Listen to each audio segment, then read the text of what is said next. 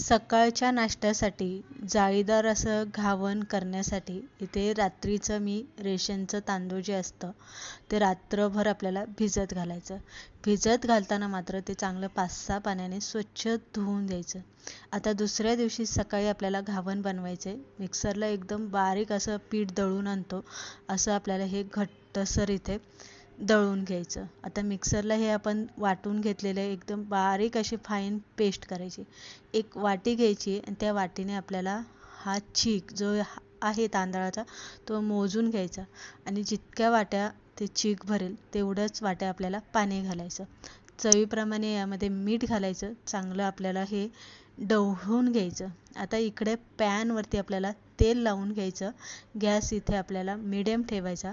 medium गॅसवरती आपल्याला घावण पळीने असं आपल्याला घालून घ्यायचं आणि गॅस आपल्याला इथे मोठा करून 5 मिनटं चांगलं